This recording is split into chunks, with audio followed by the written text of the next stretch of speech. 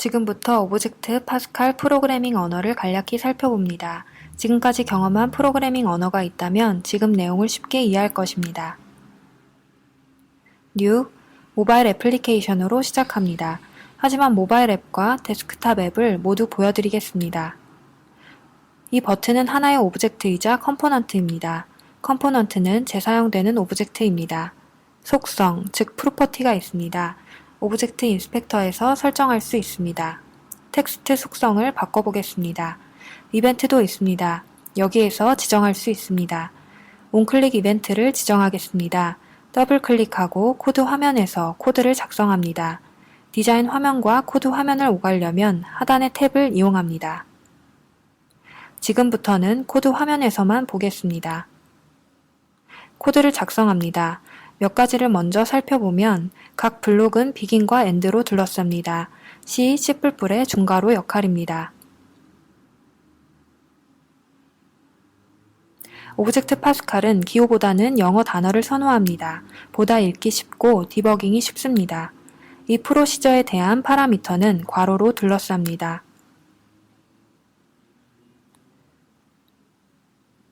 지금은 파라미터가 헬로우 월드라는 문자열 하나입니다. 문자열은 홀다운표로 둘러쌉니다. 혹시 문자열 안에 홀다운표를 표시하고 싶으면 홀다운표를 2번 적으면 홀다운표 하나로 표시됩니다. 쌍따옴표가 아닙니다.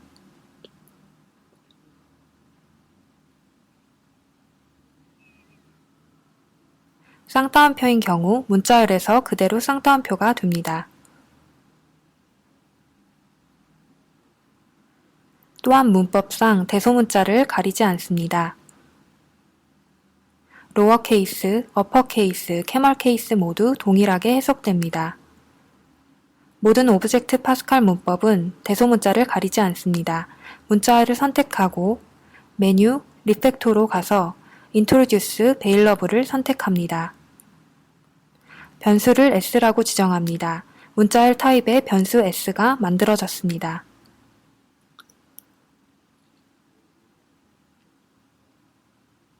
이것을 위해 bar라는 키워드를 써서 begin 앞에 둡니다. 변수 선언은 변수명, 지금은 s입니다.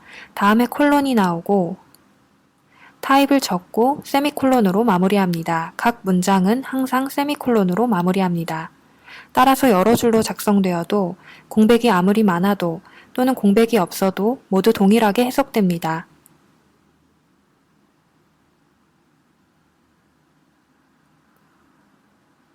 변수 s의 값을 할당하려면 콜론 이퀄 기호를 사용합니다. 콜론 이퀄 연산자는 할당을 하는 연산자입니다. 그냥 이퀄 연산자는 비교 연산을 합니다. 섞어 쓸 수가 없으므로 실수할 걱정은 할 필요가 없습니다. 잘못 쓸 경우 에러로 표시하여 고칠 수 있게 해줍니다. 반복문, 루프를 추가하겠습니다. 키보드 단축키를 사용하겠습니다. 컨트롤 J를 하면 코드에서 많이 사용되는 것들의 목록이 보입니다. 저는 for 루프를 사용하겠습니다. for라고 타이핑하고 엔터를 치면 템플릿이 적용됩니다. 변수 i를 0에서 3까지로 하고 엔터로 치면 코드가 완성됩니다. 위쪽에 인티저 변수 i가 위에 만들어졌고 for 문이 완성되었습니다. 따라서 이 구문이 0에서 3까지 총 4번 실행됩니다.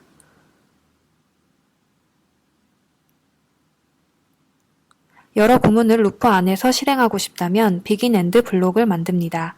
다시 말씀드리지만 띄어쓰기는 단지 코드를 읽기 쉽게 하는 용도일 뿐입니다. 따라서 begin을 이 위쪽에 써도 됩니다. 이 타입에 대해 보다 자세히 알고 싶다면 문맥에 맞게 표시되는 도움말과 F1 키를 사용합니다. 도움말이 표시됩니다. 인티저와 유사한 다른 타입들을 볼 수도 있고 다른 심플 타입들을 확인할 수도 있습니다. 이와 같은 심플 타입들 도움말을 볼 수도 있습니다. 도움말을 볼 수 있는 다른 방법은 덕위키입니다. 덕위키는 웹에서 제공됩니다. 헬프, 덕 위키를 클릭하면 웹페이지가 개발 환경 안에서 표시됩니다. URL을 복사하여 웹브라우저에서 열어도 됩니다. 여기에는 애플리케이션별 튜토리얼 강좌뿐 아니라 언어 참조 도움말도 있습니다. 언어 참조를 보려면 이 URL로 가서 오브젝트 파스칼 언어 참조 웹페이지로 갑니다. 다시 말씀드리지만 개발 환경 안에서나 웹브라우저에서 모두 볼 수 있습니다.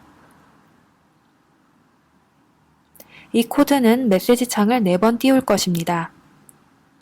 if하고 스페이스 바를 누르면 자동으로 if 구문 템플릿이 펼쳐집니다.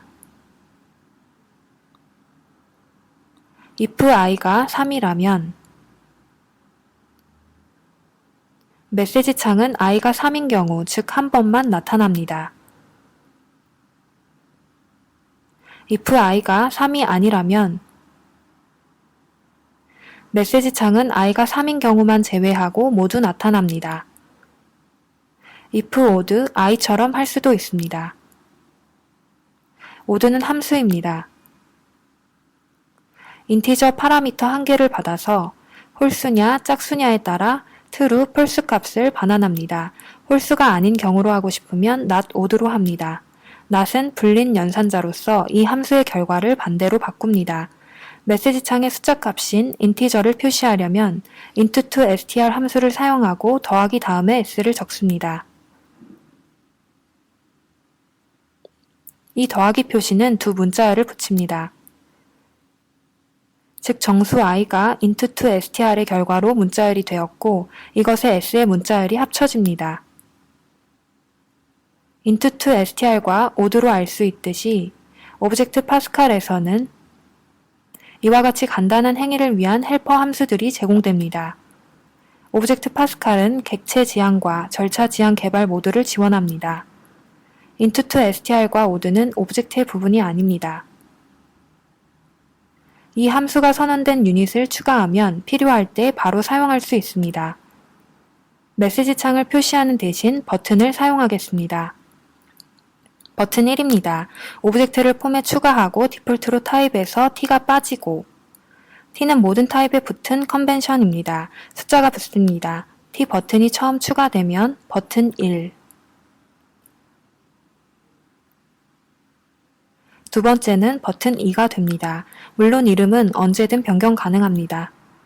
버튼 1점 텍스트를 선택하고 콜론 이퀄 s를 하면 버튼의 텍스트에 s의 값을 할당합니다. for loop로 4번 반복합니다. for loop가 없어도 결과는 같으므로 제거하겠습니다. 중요한 것은 점을 통해 버튼 1 오브젝트의 멤버에 액세스한다는 것입니다. 앞서 언급했듯이 사용하려는 유닛을 참조해야 합니다. 코드 상단에 UGS 구문에 있어야 합니다. 지금은 폼을 만들면 기본으로 참조하는 유닛들이 이미 들어 있습니다. 필요한 것은 추가하면 됩니다.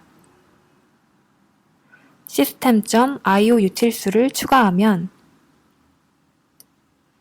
tpass 클래스를 사용할 수 있습니다. tpass는 도큐먼트 폴더와 같이 모든 플랫폼에 적용되는 공통 경로를 사용할 수 있습니다. system.generics.collections 대소문자는 가리지 않지만 스펠링은 중요합니다. 이 유닛에는 제네릭 컬렉션들이 들어 있습니다. 이곳에서 제네릭 컬렉션을 사용하겠습니다. D 변수로 T 딕셔너리, 컨트롤 스페이스를 치면 지금까지 타이핑된 글자로 시작하는 모든 타입 목록이 나타납니다. 딕셔너리를 추가하고 키 타입은 인티저로, 값 타입은 문자열 스트링으로 합니다. 딕셔너리 선언이 다 되었으므로 이제 인스턴스를 만들겠습니다.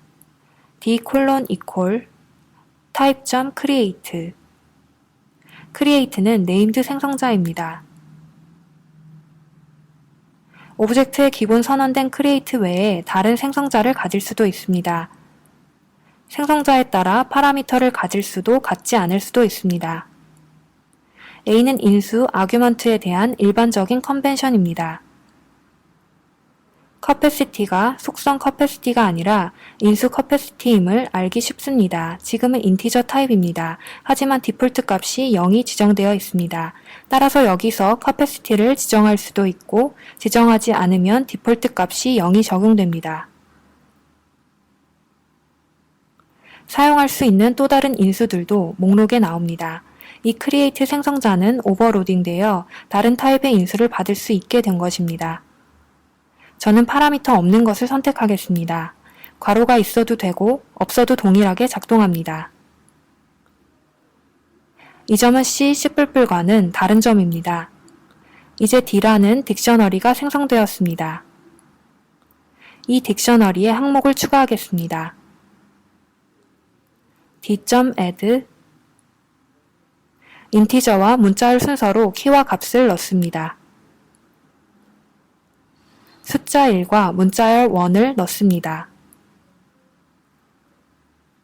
모바일 장비에서는 ARC, 즉 자동 참고 카운트가 적용됩니다.